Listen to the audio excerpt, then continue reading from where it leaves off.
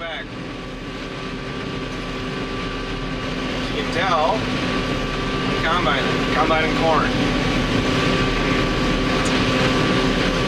We decided to go ahead and knock out a bunch of mine, and we've been doing that all day. Reason being, according to the weather forecast, and I know the weather's been a pretty interesting or pretty constant topic around here, but according to the weatherman, they are saying starting tomorrow night, they're saying rain for a week. Now, I'm with you. I'm hoping they're wrong. Granted, the weatherman usually is, but if we get a week of rain the first week of November, it's going to make things pretty interesting around here. Say, we don't have any tillage done whatsoever. Corn fodder is done, but we gotta get all the bales hauled in, and even hauling those in, we can't exactly do it on soft fields. I can do some work on a round baler. That actually, whether or not I'm going to be using it much more or not this fall, I'm not sure. I actually turned a guy away for custom baling because of our schedule. I couldn't make it work. But our round baler does need a bunch of work because I tore out a bunch of the teeth in the center of the pickup. Corn fodder is just hard on balers. It's hard on everything, really. The reason I use corn fodder is because it makes good bedding and it's roughage. The cattle do like to eat it. You feed them a bale. Usually, the cattle will actually go towards the fodder bales first if you give them a hay and a fodder bale. So I mean, I just don't see us ever baling bean stubble, ever. The bean stubble on each side of me here, I have to chisel plow yet. And then all of our corn stalks that are still standing that did not get round baled will be getting VT'd and chisel plowed. The reason that we can't go through and just chisel is because our chisel plow will get plugged with the corn stalks, with the residue, because it's a flow issue with our chisel plow. It's not an extended frame chisel, so the shanks are actually spaced closer together, the front and rear shanks, and it doesn't allow the material to move through it as nice as you'd like. Now, this video is probably going up tomorrow night. I did take a bunch of footage with the camera over my shoulder here. I will be doing a voiceover on it or two. And honestly, I'm really looking to get a little bit more of this harvesting done. Say Dad has, I'm not sure how many acres he has left. But it's really going to depend on what the weather looks like tomorrow morning, if it's worth us loading up and moving to the next farm, because we're close to home right now. But as far as moving to the next place, it's 10 miles away, and the problem with that is that I know we can't get that other farm done in a day. And if they're saying a week of rain, you have to factor in whether or not you really want to move everything up there to run for however long we can, because it's all going out on a semi, and then have to move everything back home tomorrow night because we're not about to leave everything sit out in the rain for a week. I'd rather have it back home where we can work on it, go through air filters, check engine oils, grease everything up again, and have it ready for when the sun shines again.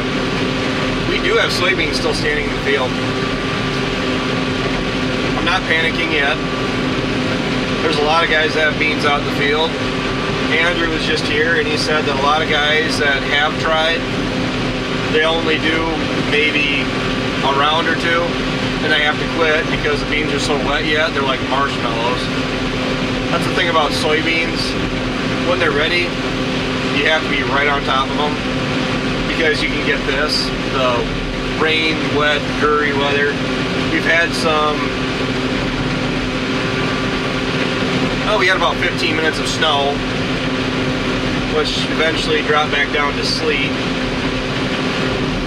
But it makes me a little nervous, but I think it actually worries me a little bit more. I'm not, as of right now, I'm not too worried about not getting done with harvest. I'm a little concerned about not getting done with tillage. So what's probably going to end up happening here is that, well, really, now that we're as far along harvesting as we are, I'd like to get close to done and then hook the 82 onto the BT, the 4640 onto the chisel plow, and then do a really strong push towards getting our tillage done. And we could probably do the lion's share of our tillage in a week and a half to 2 weeks. It can be done.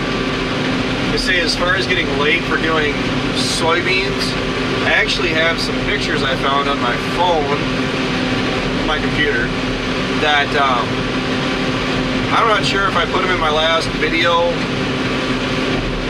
I did, but maybe I'll throw a bunch of pictures together and do another voiceover on that video and talk to you about some of the pictures, because I got pictures from 2 years back. And I have pictures when we were harvesting soybeans the 15th of November. Seems how tomorrow is the 1st of November. I'd say we're sitting pretty good at the moment. I mean, it could be the 1st of December and we haven't touched those beans yet. But we will, when the weather does permit us that we know we can go and harvest them, we will drop everything and go ahead and start harvesting. At least get those beans out. So far, I'm harvesting my test plot fields. It's becoming very apparent that I'll do a video going over it, but the liquid potash is showing 20 to 40 bushels over what I didn't treat. And I can't tell you that for certain yet until I'm done harvesting, but I'll do a end of the season recap videos, and like somebody asked, recommended, if I would do a end of harvest or end of field work live stream Q&A and have it mainly be based off of just any questions you guys want to ask, and I can try to answer them.